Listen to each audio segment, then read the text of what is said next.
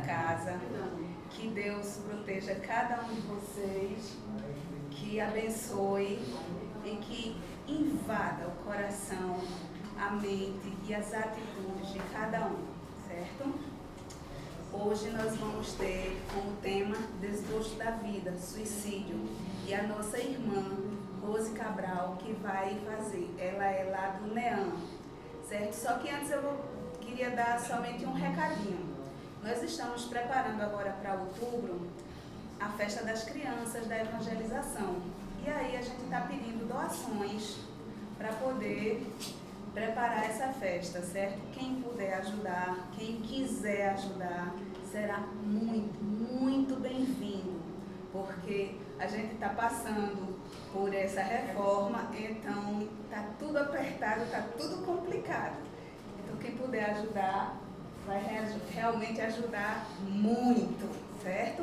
Eu vou pedir agora que a nossa irmã Alaide faça a prece inicial. Vamos lá.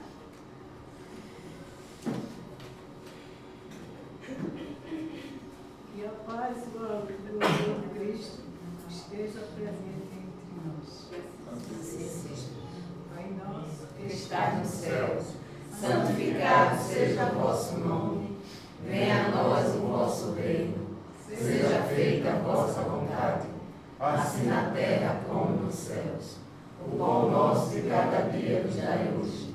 Perdoai as nossas ofensas, assim como nós perdoamos a quem nos tem ofendido. Não deixeis cair em tentação, mas livrai-nos de todo mal. Assim seja. e assim, Senhor, com essa prece, eu passo a palavra que dirige o trabalho da noite de hoje. Para o teu santo e infinito nome, ela deu um mesmo por iniciar. Que a paz permaneça com todos. Assim seja. Com isso, Senhor, pedimos autorização para dar iniciar os trabalhos da noite de hoje e pedimos à nossa irmã Rose que comece a nossa conversa. A nossa conversa, é isso aí. Gente, boa noite. Que Deus Pai Todo-Poderoso abençoe a todos, né? Hoje e sempre. Meu nome, como ela falou, é Rose Cabral. Eu trabalho no NEAM, é o Núcleo Espírita Aristide Monteiro, que fica lá em Olinda. Mas a gente diz assim que trabalha em determinada casa, mas somos trabalhadores da causa. Em todas as casas a gente presta, né, um serviço, a gente tem a oportunidade de trabalhar, de visitar. Então somos trabalhadores da casa, né? De todas as casas. Todas as casas são um ponto de luz e a gente fica muito feliz em vir em mais uma casa e mais um ponto de luz, né? A gente está terminando setembro e setembro foi todo falando em prol da vida, né, gente? Foi o Setembro Amarelo e toda essa... Você vê que desde o começo de setembro que a gente veio, as casas irmãs estão conversando, valorizando a vida. Não é falando sobre a morte, mas valorização da vida. E aí vem sido abordados muitos temas, né? Morte, eutanásia, né? Suicídio, aborto, depressão, né? Muitas coisas têm sido levantadas muitos temas têm sido levantados durante todo esse Setembro Amarelo e foi como uma luva, diz de passagem, né? Num momento tão difícil, onde as pessoas estão tão ansiosas, né? Estão com tantas crises de ansiedade, né? Por conta justamente das coisas que acontecem lá fora. E a gente tem o hábito, o mau hábito, de a gente puxar muitas coisas, absorver muitas coisas negativas, né? E ficar mentalizando aquilo ali, que o mundo tá ruim, que o mundo tá violento, que a coisa tá pior, né? E a coisa não tá pior. Tem muita gente, como eu costumo dizer, tem muita gente trabalhando pro bem. Muita gente não tem noção. É porque não dá ibope, né? Não repercute, não tem mensagem no WhatsApp pra gente repassar. Infelizmente, a gente tem um mau hábito. Acontece uma coisa ruim, uma notícia ruim não chega, repasse para todo mundo. Aí a gente vai e repassa. Oi, gente, não foi tão ruim para você visualizar aquela cena e você ainda vai repassar. Para quê? Né? O que é ruim, o que é difícil, por si se mostra. Não precisa da gente estar propagando, da gente estar divulgando. Sem falar que muitas vezes a gente propaga e divulga uma coisa que a gente não tem nem certeza. Propague essa pessoa porque ele matou um menino tal. Gente, você não está sabendo da situação. Você não está sabendo se o menino tal morreu. Você não está sabendo nem se esse rapaz matou esse menino tal. E aí você pega, repassa aquela comunicação, desestabilizando uma sociedade, causando risco. Eu vi agora há pouco, nessa semana, até passou na televisão, uma moça dando depoimento que a mãe dela foi lixada. Eu não sei se vocês viram. Passou todo o mês passado em Criança Esperança. Foi feita uma campanha, a Rede Globo fez uma campanha e ela deu uma entrevista em que a mãe dela foi lixada em plena rua. Porque disseram no Zap, no WhatsApp, que ela tinha molestado uma criança. Então, quando ela passou na rua, né, e era uma pessoa parecida com ela, vê. Quando ela passou na rua, foi lixada. Quer dizer, a moça perdeu a mãe por um boato, né, que a gente não tem nem certeza. Mas para você ver como estão as coisas, né? A gente com aquela preocupação, a gente vê muita coisa negativa e termina mentalizando essa informação negativa que está acontecendo e você fica, e a gente adoece de fora para dentro, né? Uma vez assistindo uma palestra com o diretor mediúnico lá da casa, eu fiquei muito impressionada quando ele nos falou que não existe doenças, né? Existe doentes. Por quê? É essas emoções, né? Essas emoções é que adoecem, a gente absorve, são as doenças psicossomáticas, a gente absorve essas energias e aí adoece os nossos órgãos. E aí a gente vê pessoas que têm raiva, que começam a aparecer roxas no corpo, né? Começa a aparecer problema de gastrite. Quem tem problema de osso, quem está sofrendo com os ossinhos, está muito dorzinha nos ossinhos, pode ser intransigência, que dor no osso é intransigência, né? Aquela pessoa intransigente, aquela pessoa só faz, né? Só é o que ela quer, tudo, ela que é a dona da verdade. Então porque você soma essas energias. E como combater isso, né? Como prevenir isso? Então, no capítulo do livro 4, do livro dos Espíritos, né? Tem uma parte que é falada dos desgostos da vida, suicídio. Ele começa a conversar da pergunta 943. Mas como a Rosângela me deu a 953 em diante, é porque eu acredito que como é um estudo, vocês já estão, né, passando, dando continuidade a esse estudo. Então a gente vai falar sobre a pergunta 953, né, que é onde a gente vai começar a conversar na noite de hoje. Quando uma pessoa vê à sua frente uma morte inevitável e terrível, é culpada por abreviar de alguns instantes o seu sofrimento por uma morte voluntária?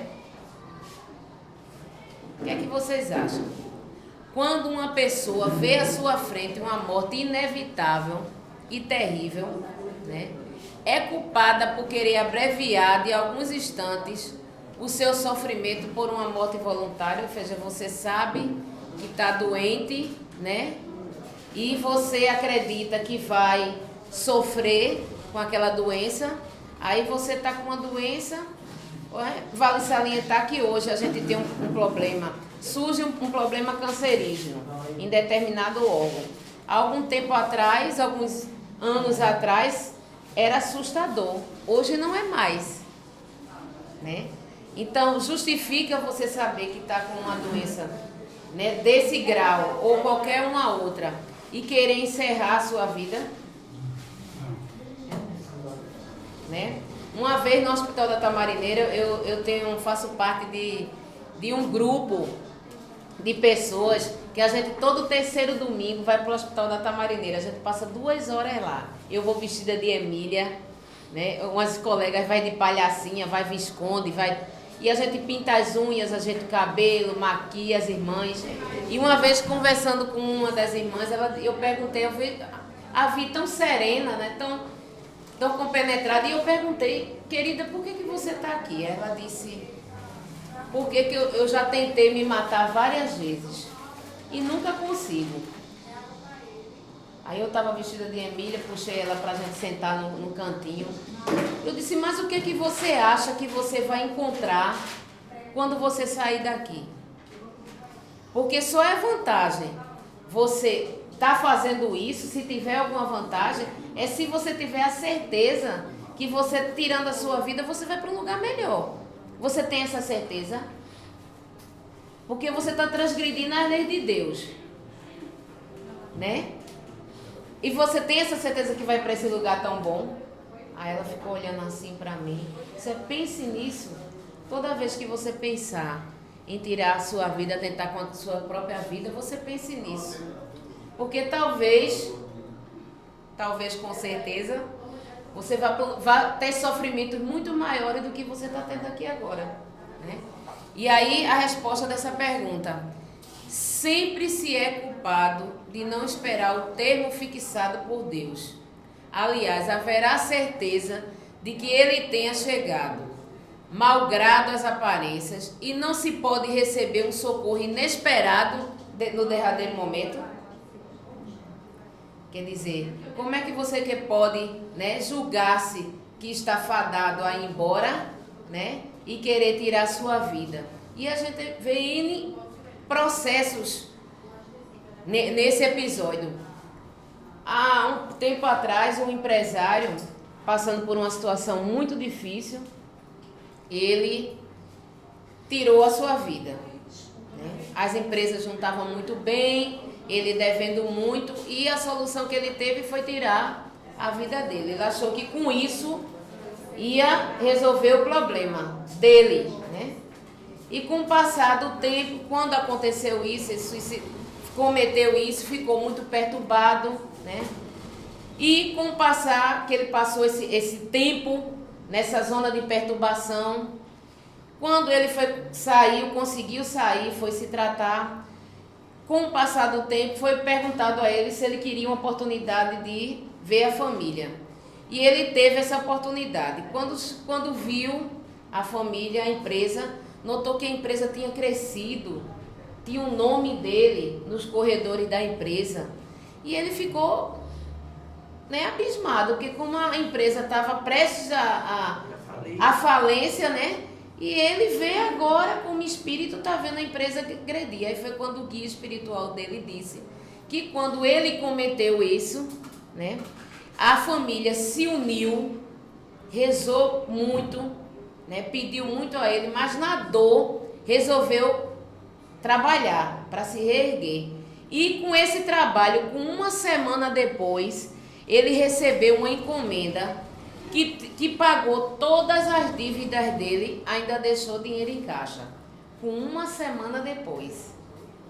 Veja, se ele tivesse esperado uma semana, ele estava entre eles para ver esse crescimento.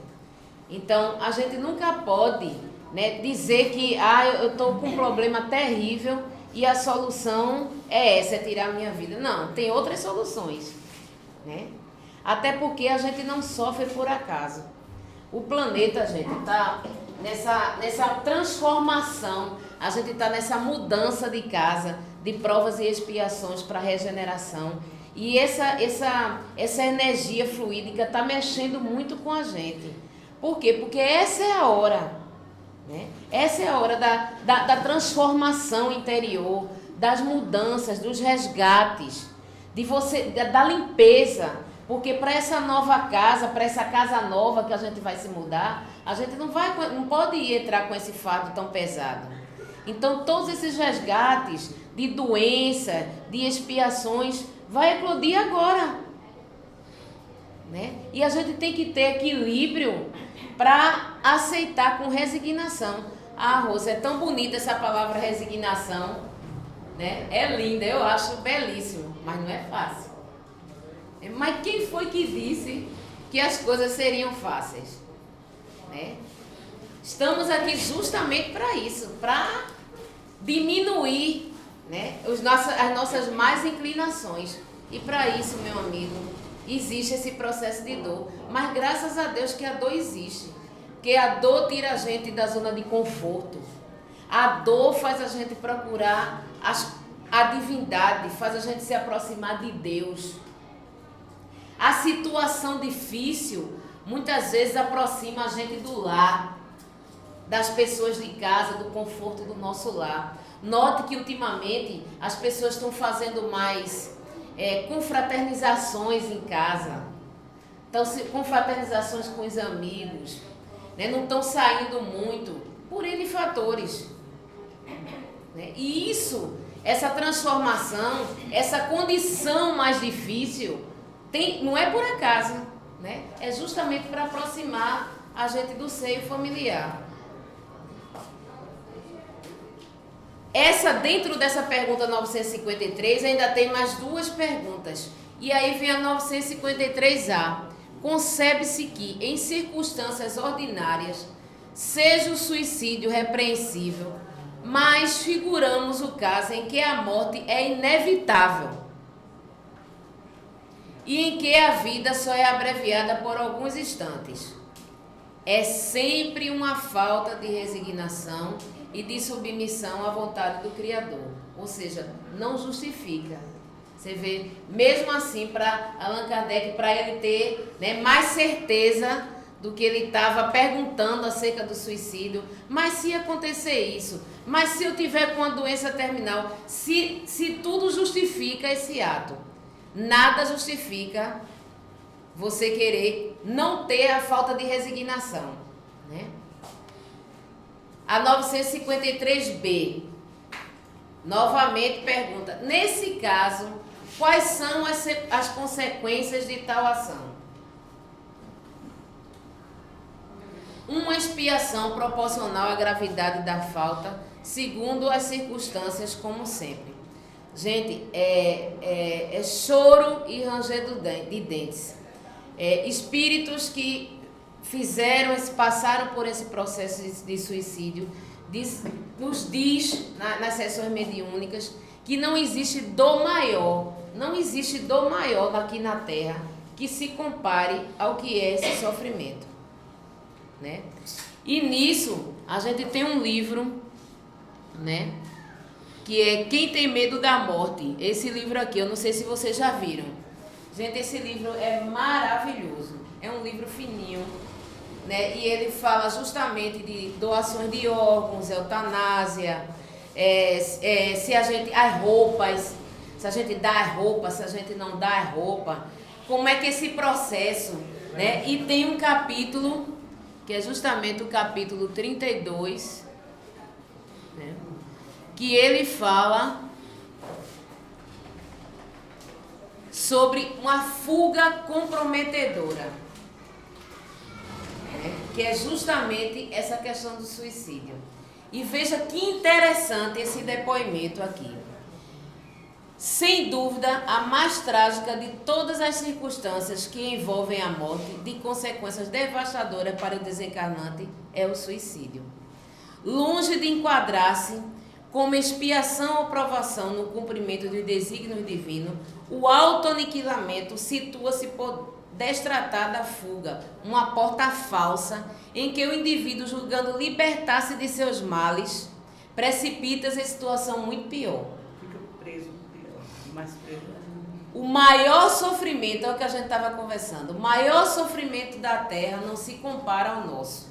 Dizem invariavelmente suicidas que se manifestam em reuniões mediúnicas. Tormentos indescritíveis desabam sobre eles a partir da consumação do gesto lamentável, precipitados violentamente na espiritualidade, em plena vitalidade física, revive ininterruptamente por largo tempo as dores, as emoções dos últimos instantes confinados em regiões tenebrosas, onde, segundo a expressão evangélica, há choro e ranger de dentes. Um dos grandes problemas do suicídio é o lesionamento do corpo perispiritual. É isso que a gente precisa entender. Aqueles que morrem de forma violenta, em circunstâncias alheias à sua vontade, registram no perispírito marcas e impressões relacionadas com o tipo de desencarne que sofreram. Ou seja, aquelas pessoas que desencarnam alheiam à sua vontade. Não é a questão do suicida, tá? São, entretanto, passageiras. Legiona o perispírito, deixa marcas, mas são passageiras e tenderão a desaparecer tão logo ocorra sua plena reintegração à vida espiritual. Ou seja, você por uma doença, você afetou, né, o corpo espiritual, o perispírito, mas você não fica com a sequela da deformação porque você não causou. O mesmo não ocorre com o suicida, que exige na organização perispiritual ferimentos correspondentes à agressão cometida contra o corpo físico.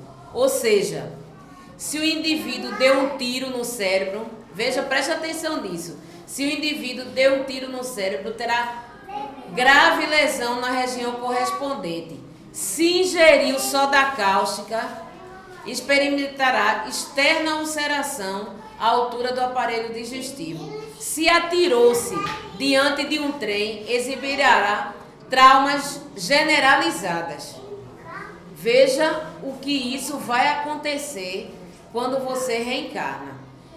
Tais efeitos, que contribuem em grande parte para o sofrimento do suicida, exigem geralmente um contato com a nova estrutura carnal, ou seja, você vai ter que ter esse contato para recuperar tudo isso que você passou na experiência reencarnatória para serem superados. Fatalmente se refletirão nela. O tiro que você deu no cérebro originará dificuldades de raciocínio. A soda cáustica implicará em graves deficiências no aparelho digestivo e um impacto violento sobre as rodas do trem que você se jogou, né? Você terá problemas seríssimos neurológicos. Então veja tudo isso, como ocorre em todos os casos de morte violenta, o suicida experimentará inevitável agravamento de seus padecimentos, na medida em que a família mergulhe no desespero. E para completar, a família ainda fica desesperada nesse processo. Fica pensando, se eu pudesse fazer isso, se eu pudesse ter feito aquilo, se eu pudesse ter conversado com ele. Aconteceu, né? Infelizmente aconteceu. Então, o que é que o nosso poderoso, né, que vai ajudar a gente que vai ajudar esse irmão que fez isso? O que é? A prece, né, gente? É poderosíssima, mas antes de você ficar triste porque você teve um parente ou teve um conhecido, né, que tirou a sua própria vida, de você ficar pensando. Há uns anos, se foi o ano passado, nós tínhamos uma colega que fazia campanha do quilo com a gente e a gente ficou muito mal quando ela se jogou no carro, se suicidou. E a gente ficou pensando, poxa, a gente não notou, a gente não conversou. Algumas das vezes a gente notava ela com algumas preocupações com a tecnologia, ela vivia muito engrenada na internet e ela vivia dizendo que os Estados Unidos estava tomando conta, que ia tomar conta da vida da gente, que ia tomar conta da conta bancária da gente. Mas quando ela dizia isso, eu até dizia, minha amiga, se ela tomar conta da minha conta bancária, ele está falido, né? Aí ela dizia, não, Rosa, não brinque não, porque ele está tomando conta. Então isso preocupava, ela vivia muito na internet, ela tinha essa preocupação, né, de a outra nação tá tomando conta da vida da gente. E isso deixava ela muito angustiada, né? Sem falar com outros problemas que também vinha da vida pessoal. Então a gente, hoje, os palestrantes estão conversando muito para a gente ter muito cuidado da nossa psique. A gente tem que estar muito atento das coisas que está se passando, aquele probleminha que a gente acha que é besteira, mas está martelando na cabeça da gente, né? E aí a gente vai perdendo uma noite de sono, e aí a gente vai ficando mal-humorado, né? E aí a gente vai ficando chateado, e aí a gente vai ficando ranzinza, né? E aí a gente vai ficando preconceituoso, e aí a gente vai se isolando, e quando a gente menos espera, a gente está no processo depressivo, né?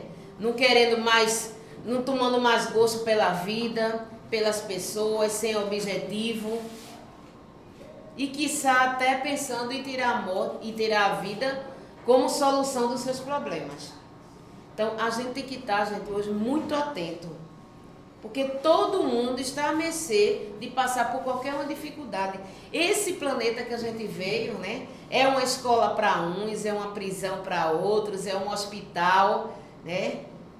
Pode ser muito bom, mas não é o nosso verdadeiro lar. A gente veio aqui justamente para se preparar, para estudar, né? Para tirar, burilar nossas más inclinações e a gente ir se transformando, fazendo esse processo de transformação interior para galgar mundos melhores. E que a gente vai, queiramos ou não, iremos uns mais cedo, outros mais tarde. Muitos já estão vivenciando esse processo de regeneração. Já tem muitos jovens, já tem muita gente trabalhando, pensando incessantemente em fazer o bem. Né? A gente faz parte de um grupo e a gente vê jovens com 14, 15, 16 anos que hoje passou o sábado todinho no interior de Pernambuco fazendo campanha do quilo, fazendo sopa. Onde na minha idade, não que eu tenha idade muito longe de tá? Mas com 14, 17 anos eu estava fazendo esse trabalho social. Sabia, nem passava pela minha cabeça. Mas você vê hoje os jovens com essa preocupação de um mundo melhor, né, do meio ambiente. Né? Tem uma menina blogueira, né, qual foi a ideia que ela teve? De reunir, vamos dizer, aí você diz assim, Rose, mas ela é blogueira, fez isso para aparecer. Vamos dizer, vamos ser um pouco... Pensar um pouco que ela talvez tenha feito isso para aparecer, mas se foi para aparecer, foi para aparecer pelo bem. Veja a ideia que ela teve, de chamar os seguidores dela para ir para a praia, de Boa Viagem, limpar a praia. Eu não sei se vocês viram, ela deu entrevista um dia desse aí no NETV, no Bom Dia Pernambuco. Então ela teve uma ideia de ir uma vez por mês, ela chama todo mundo que é seguidor dela, reúne, bota as camisas do projeto que ela criou, Praia Limpa, e ela sai com a turma dela que segue, tá? Fazendo limpeza. Gente, isso é muitas ações. Eu faço parte também de um grupo de jovens, que é os Amigos da Noite. É um grupo que toda segunda-feira a gente tá na rua, conversando com o morador de rua, distribuindo alimento. Então tem muita gente, não é porque a gente é anjo não, viu?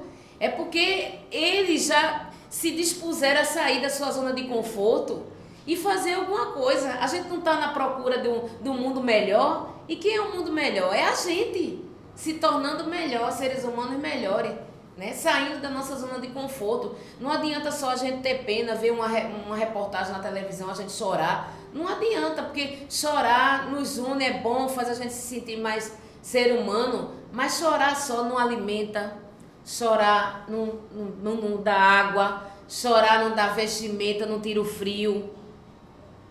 O que tira é a gente se arregaçar as mangas e saber o que é que a gente pode fazer. Se a gente não pode estar na rua com um grupo como esse, e o grupo da gente não é único não. A gente chega de noite, na segunda-feira de noite, já tem 3 grupos, um grupo de cigano, um grupo de evangélico.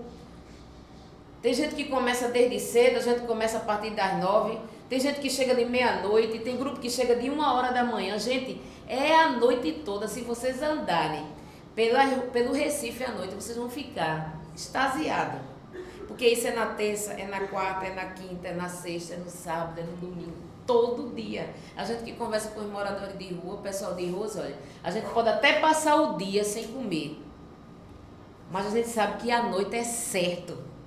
Vai ter uma pessoa que dá um sabonete, uma pasta de dente, tá a turma do banho, que agora tiveram a ideia de a turma do banho, né? Eu tenho um amigo que é empresário, ele para lá o carro dele, tira uma caixinha com soro fisiológico, com metiolato, com pomadinha, com algodão. Quando você vê, ele tá lá baixadinho. Aí eu me deixou curiosa, Aí ele abaixado, uma moça, uma moradora de rua segurando o celular dele com a lanterna, e ele abaixado. Quando eu cheguei lá, ele estava tirando tapuru, gente, da perna de uma senhora, com a pinça, tirando e limpando, com o maior amor. Vai ele, vai a mulher e vai o filho. Então, tem muita gente fazendo bem. É porque a gente não vê, né? A gente não participa. Mas quando é importante que a gente tenha um tempinho para se dedicar a um trabalho como esse, e a gente pode ajudar, gente, a todo momento, em todo lugar. Tá? É uma pessoa do nosso trabalho, né, que é meio intolerante, que é meio bruta, que a gente fica achando assim, não sabe os motivos que levam ela a fazer aquilo. Procure saber. A toda hora a gente pode dar a mão a alguém. A pergunta 954. Uma imprudência que compromete a vida sem necessidade é repreensível? Uma imprudência que compromete a vida sem necessidade é repreensível? Não.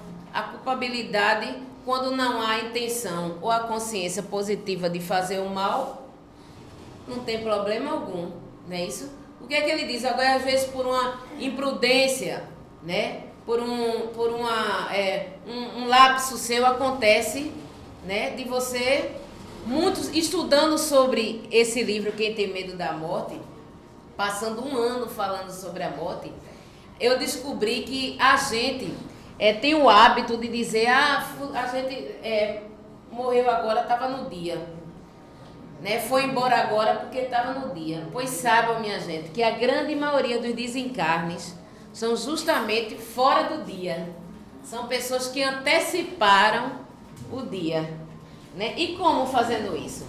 A gente muitas vezes faz muita coisa que prejudica. Às vezes a gente bebe mal, coisa que não vai fazer bem. Né? A gente usa alguns tipos de artifício para acalmar, como cigarro, como tantas outras coisas, que na verdade vai lhe dar uma falsa, né, tranquilidade, e aquilo ali você está auto se sabotando porque você está se prejudicando. Né? O espiritismo, ele não julga ninguém. Quando você entra nessa porta para fazer uma consulta, né, e a pessoa diz que veio movido pela dor ou que quer conhecer o espiritismo, não está escrito aqui, não entre se beber, não entre se fumar, não. Né? É uma filosofia, é uma religião consoladora. Ele vai lhe abraçar, né, e vai lhe mostrar o que provavelmente está lhe causando aqueles males. E aí, com essas informações, você mesmo vai tomar consciência que a grande maioria das vezes, a gente é que provoca as nossas dores, as nossas doenças. A pergunta 955. As mulheres que, em certos países, se queimam voluntariamente sobre os corpos de seus maridos, podem ser consideradas como se tendo se suicidado e sofrem as consequências disso? Porque existe, né, gente? Existem alguns países, na Índia, né, em que ser viúva é a morte. Né, que a mulher ficou viúva, acabou-se, porque ela não pode mais namorar, ela não pode mais casar de novo, ela é tirada, ela é vista como um indigente, como nada. Ela é marginalizada, essa foi a palavra certa, até porque ela está sempre por trás do marido. Então, o marido é que é a pessoa representante da sociedade. Se ele morre, ela é quem? Ninguém. Ela é nada.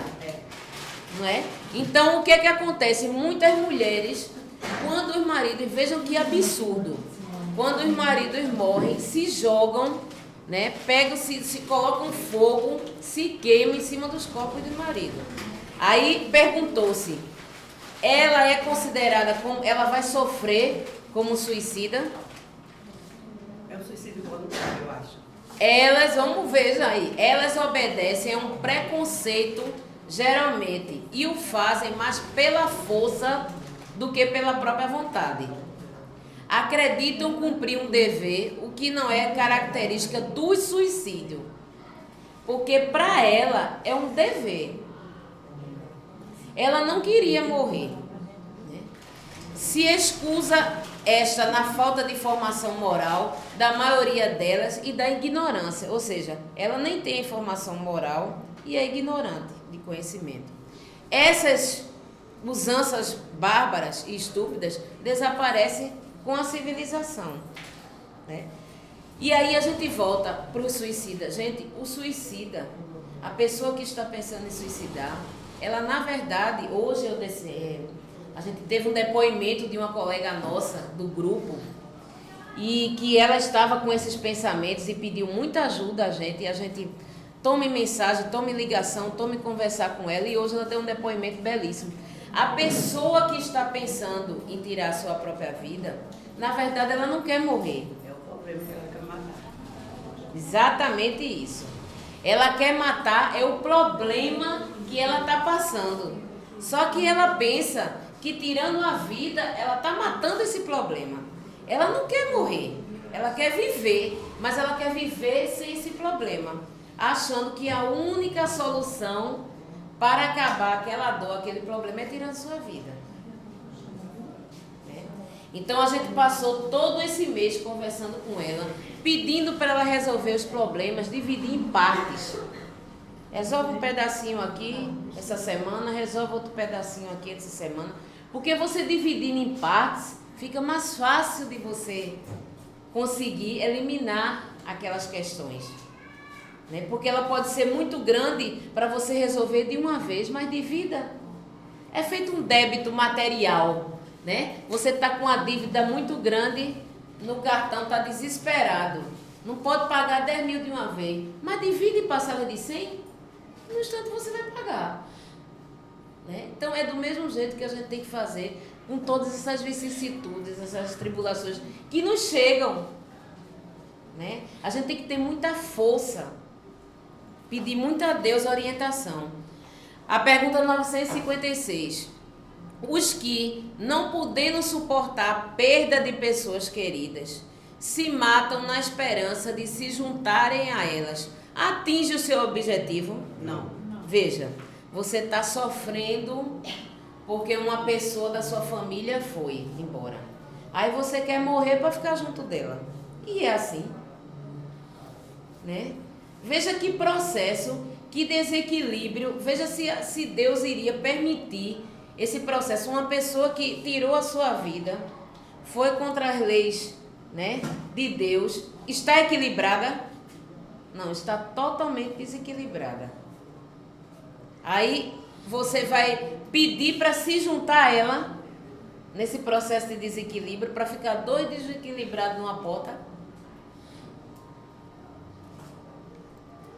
O resultado para eles é diferente do que o esperam, pois em vez de se unirem, né, ao objeto de sua afeição, deles se afastam por mais tempo, porque Deus não pode recompensar um ato de covardia e um insulto que lhe é feito, duvidando de sua providência.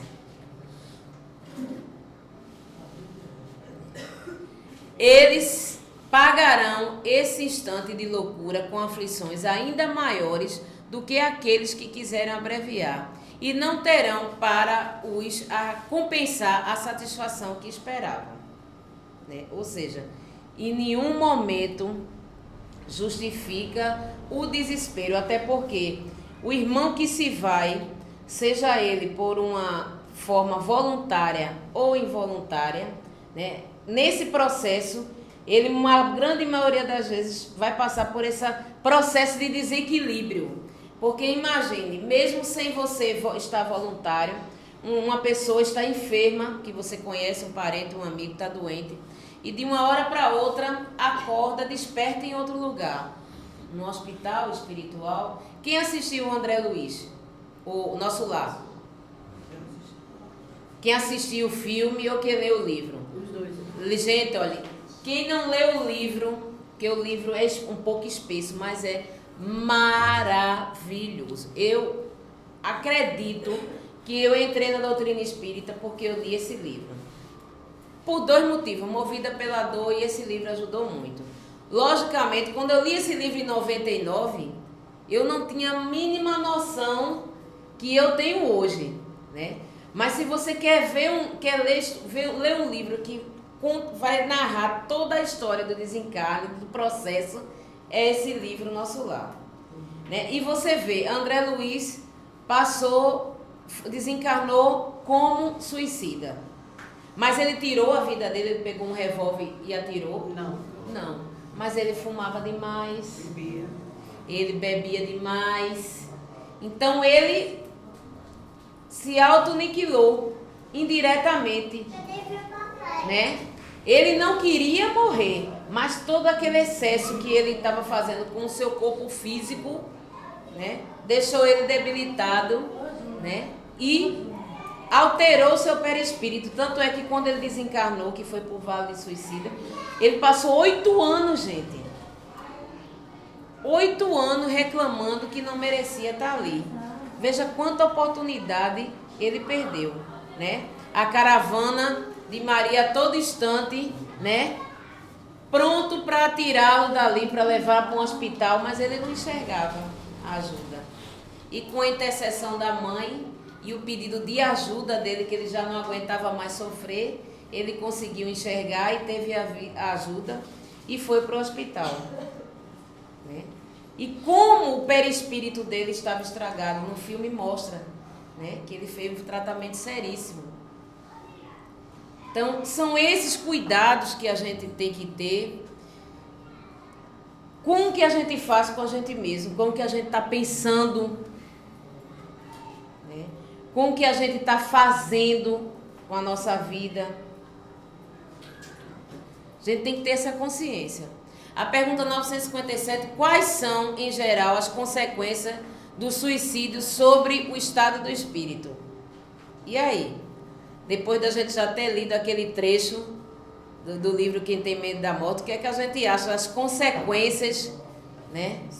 Seríssimas, né? As consequências do suicídio são as mais diversas. Não há penalidade fixada. E em todos os casos, elas são sempre relativas às causas que a produziram. E aí a gente viu aquelas causas. Da pessoa que atira, da pessoa que toma soda cáustica. Mas uma consequência que o suicida não pode escapar é o quê? O desapontamento.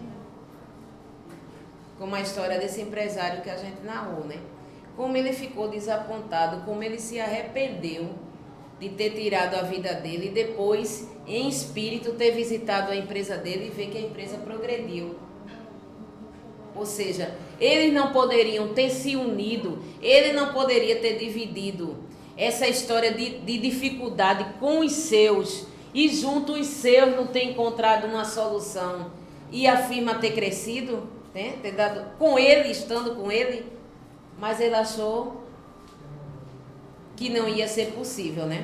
Foi também, passou no Fantástico, uma história de um cidadão que ele matou toda a família dele, passou até no Fantástico, num condomínio bem importante do Rio de Janeiro, e porque ele saiu uma multinacional, demitiu ele, e ele ficou desesperado porque ia cair o patamar. Então, qual foi a solução que ele teve? Chegou em casa, matou o filho, matou a mulher e se matou. Ainda deixou uma carta. É que a gente só ficou sabendo dessa história por conta da carta que ele deixou. Que ele disse que fez tudo isso porque foi demitido da multinacional e a família ia passar por dificuldades. Quer dizer, uma pessoa que era altamente bem-sucedida. Se ele saísse, ele não poderia entrar em outra empresa, ele não poderia abrir uma empresa, ele não poderia ter outro investimento, mas veja qual foi a solução que ele deu, que seria o ideal para a família, né? Imagine como não sofreu, né? Na questão do orgulho, né? E quando a pessoa tem um estudo psiquiatra, chega a cometer um suicídio? Aí é como ele fala aqui, é justamente o que ele vai falar aqui no próximo termo. Ele não tem a consciência, né? Porque o louco que comete o que se diga como louco ou com problema psicológico, tira a sua própria vida, ele não é considerado como suicídio, porque ele não tem a consciência desse ato. Ele não tem a intenção, então ele não pode ser considerado. Foi esse final de semana, a gente leu uma história de de Chico Xavier e Emmanuel. E a história era justamente isso. Lá em Uberaba chegou uma senhora procurando Chico e ela estava muito preocupada. E por quê? O filho dela tinha nascido sem os bracinhos, sem as perninhas, não falava e não enxergava. E agora ele tinha uns cotoquinhos. Como ele tinha os cotoquinhos, como ele tinha aqui no braço, tinha os cotoquinhos da perna, então ele ainda andava com os cotoquinhos da perna. E só que de tanto ele andar, os cotoquinhos da perna feriram. Ela levou ao médico e o médico deu a solução de amputar os cotoquinhos da perna. Então ele não ia poder andar. Então ela, muito aperreada, resolveu fazer uma consulta com Chico. Procurou Chico. E Chico disse: ô irmã, vamos orar para o médico mudar de ideia e não chegar a esse ponto de precisar amputar os cotoquinhos que tinha da perna. Aí Emmanuel estava do lado desse e disse: Chico, não diga isso a ela. Você não sabe o que aconteceu. Esse espírito já veio tirando a sua vida há muitas reencarnações. Né? Ele já tirou 10 vezes sua vida. Entendeu?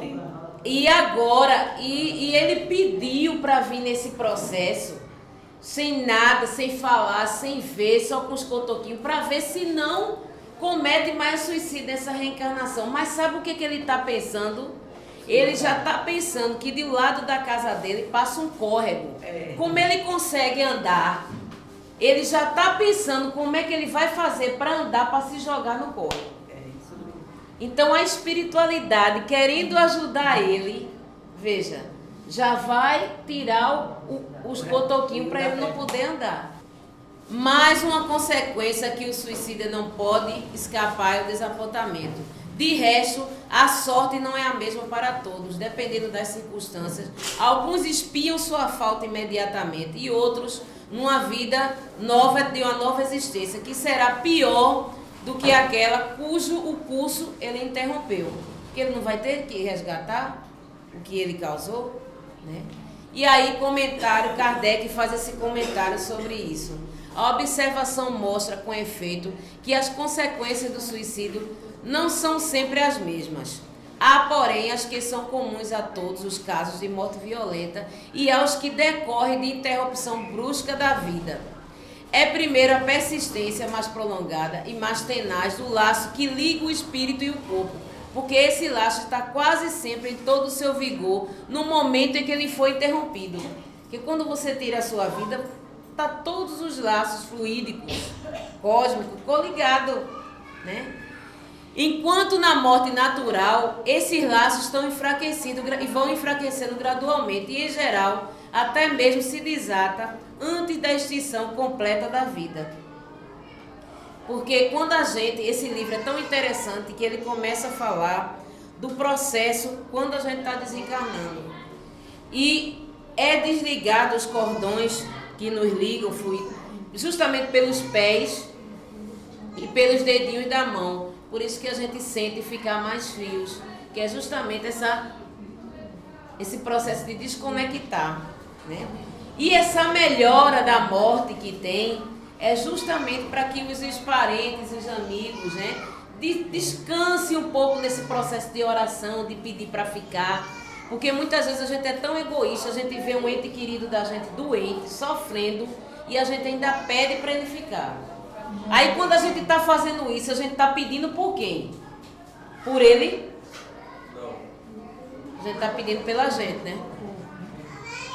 Então dá-se essa melhora, veja como a coisa, todo o processo é perfeito e é muito bem feito. Dá-se essa melhora justamente para que os parentes vão para casa, descanse, cesse um pouco esse processo de pedir para ficar, e aí a equipe espiritual consegue fazer o desligamento e assim conduzir o irmão.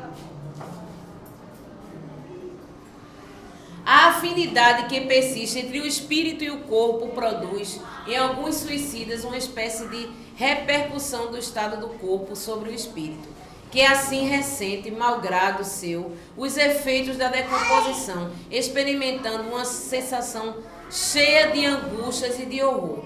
Imagine você estar num lugar, você desencarnar por um processo que você causou e você está toda hora lembrando daquela dor, daquele processo, né?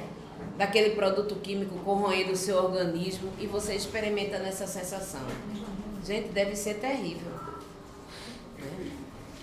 Esse efeito não é geral, mas em alguns casos o suicida não se livra das consequências de sua falta de coragem e, cedo ou tarde, expia essa falta.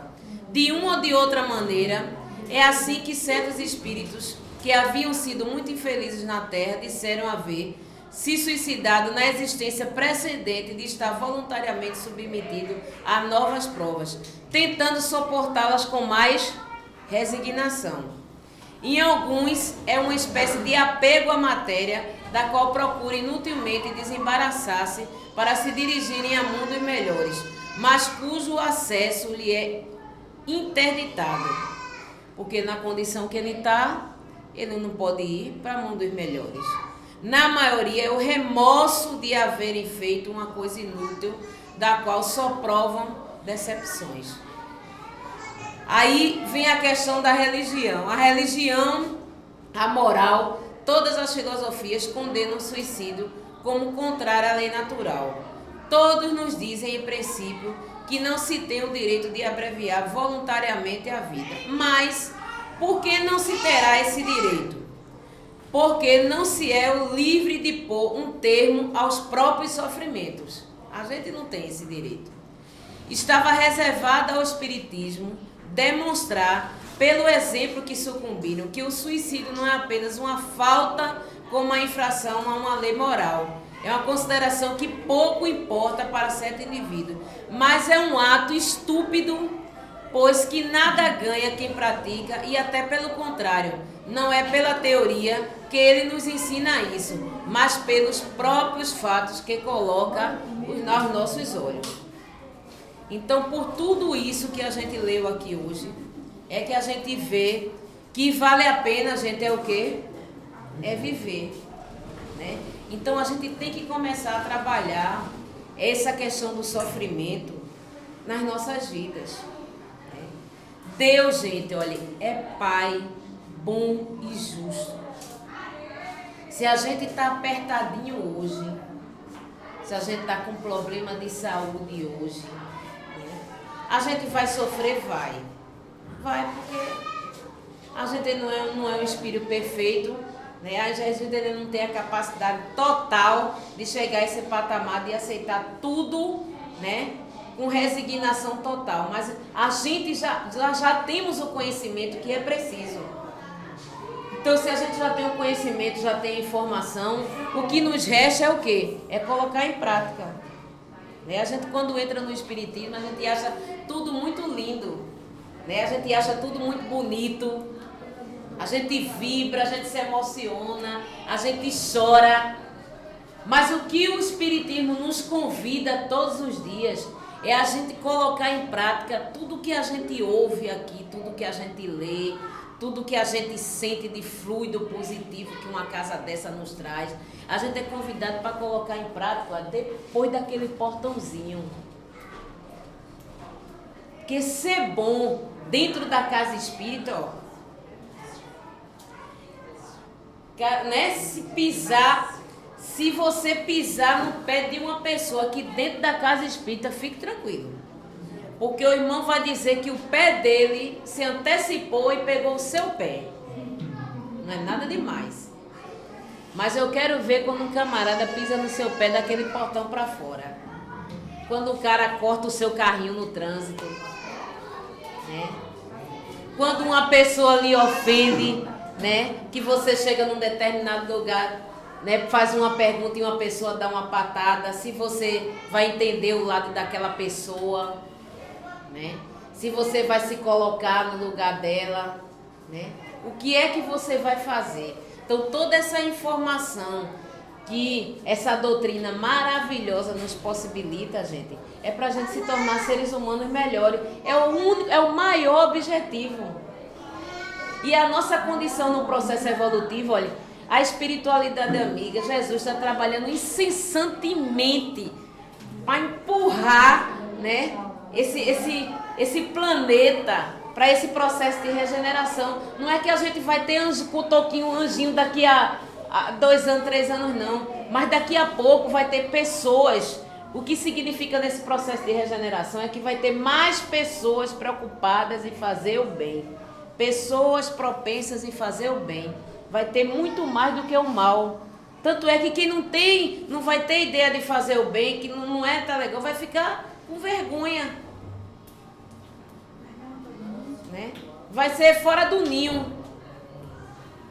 Por quê? Porque vai ter muito mais pessoas comprometidas em fazer o bem. E Jesus está trabalhando incessantemente. Mas cabe a nós fazermos a nossa parte. Porque esse processo de evolução pode se estender muito mais do que a gente gostaria. Vai depender da gente. Se a gente está perdoando, se a gente está trabalhando as nossas más inclinações, se a gente está deixando de ser orgulhoso, né? Se a gente está deixando de querer sempre se sobressair em cima do outro, né? É isso, como é que a gente está nesse processo evolutivo?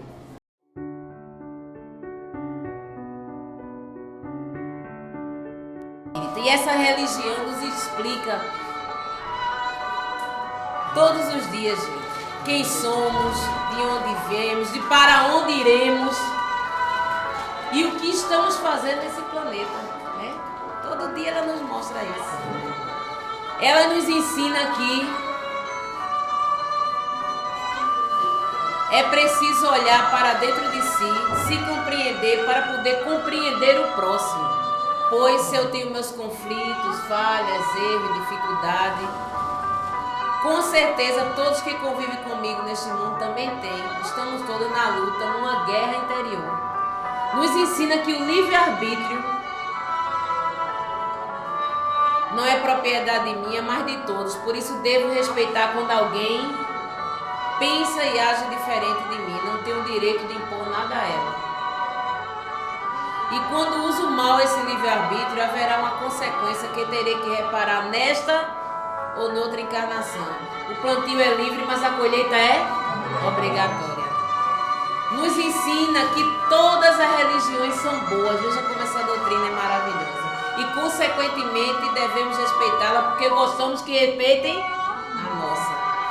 Nos ensina que a salvação não depende da religião, mas da prática da caridade conosco e com o próximo. Nos ensina que o próximo é qualquer pessoa que convive conosco nesse planeta, seja ele de outra religião, outra raça, heterossexual, homossexual, rico ou pobre. Enfim, devemos ajudar e conviver bem, respeitando sem preconceito.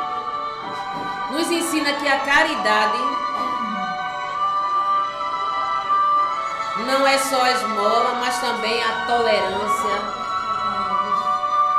a paciência, o abraço amigo, a mensagem consoladora, a visita ao doente, uma prece. Nos ensina que ser cristão vai além de cultos externos, de voto religioso, de declarações de amor vazia, sem a prática do ensinamento do Cristo. Enfim, que a fé sem obra é morta. Nos ensina que o Jesus do Espírita não é visto apenas com interesse de pedir, mas de ensinar e serve de guia e modelo a ser seguido. Que temos um passado reencarnatório que está presente nesta encarnação, que estamos resgatando e reparando erros, que convivemos na família com afetos e desafetos, para aprendermos a amar, para nos reconciliarmos e perdoarmos. Alivia e dá força para seguir em frente, buscando ser hoje melhor do que fui ontem e tentar ser amanhã melhor do que fui hoje. Gente, essa é a minha cartilha de vida, é a nossa, né? Que pode ser até difícil de ser seguida, mas é dela que nos alimentamos todos os dias na busca incessante de nos tornarmos seres humanos melhores. É esse o objetivo, gente. Então a gente tem agora, sabedores de todas essas informações salutares, é se esforçar para colocar em prática, para trabalhar nossas mais inclinações, nossas dificuldades, nossas dores, né? Para ajudar o próximo que ainda não tem essa informação, né? Que está pensando em tirar a sua vida, não para que ele não quer mais viver, porque ele quer matar aquele problema, né? Somos portadores de luz, podemos levar a luz a quem está passando por esse momento de dor. Então, eu queria pedir para todo mundo ficar em pé, por gentileza, né? E queria pedir para todo mundo se abraçar e a gente desejar muita saúde, muita paz, né? Que Deus abençoe. Deus abençoe, dê força, né? Que a gente não esqueça nunca que Deus é bom, é Pai, bom e justo.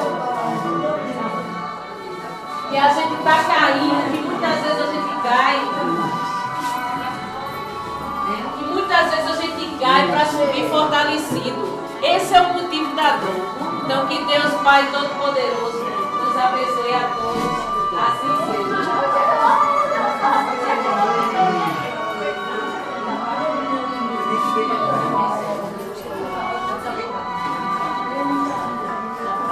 Saúde, saúde, saúde. Que Deus abençoe, gente. Saúde e paz a todos. É o que eu desejo de coração. Assim seja. Nós só temos que agradecer a nossa Rose por esse banquete que ela nos trouxe.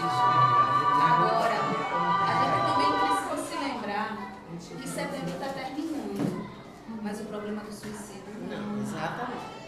Outubro está vindo aí, a partir de terça-feira já é outubro, mas nossos irmãos que ainda pensam no suicídio vão continuar, infelizmente, pensando que nós temos o compromisso de enxergar o outro que está do nosso lado, de enxergar o problema que ele está passando, de não desprezar, achar que é pouca coisa e de conduzi-los para onde puder dar ajuda. Se a gente puder dar ajuda, ótimo. Se não, vamos indicá-lo. Tem o CVV aí que atende a gente, é só discar 188, que está lá para ouvir 24 horas. E aqui a gente tem o atendimento fraterno, que qualquer pessoa pode chegar aqui para desabafar, mas simplesmente para poder fazer uma consulta, para fazer um tratamento não, mas a gente também está aqui para ouvir a quem precisa. E estamos de braços e corações abertos para isso. E é a postura que todos nós, enquanto espíritas, temos que ter nas nossas vidas. Que Deus possa sempre nos abençoar. E eu vou pedir para a Arleide fazer a prece final. Oh, coisa boa. Vamos levar nossos pensamentos a Deus, pedir paz, pedir amor, fazer a oração da Virgem Maria. Ave Maria, cheia de graça, o Senhor é convosco. Bendita sois vós entre as mulheres, bendito é o fruto do nosso ventre, Jesus. Santa Maria, Mãe de Jesus, rogai por nós, pecadores, agora e na hora de nossa morte. Que assim seja. Com essa prece eu passo para Ele terminar o trabalho da Pai, te agradecemos por essa oportunidade. Que todos nós possamos refletir e encontrar momentos de colocar em prática essa lição tão bela que nós recebemos hoje. Abençoa-nos todos os dias e te peço a permissão para dar por finalizados os trabalhos da noite de hoje. Assim seja.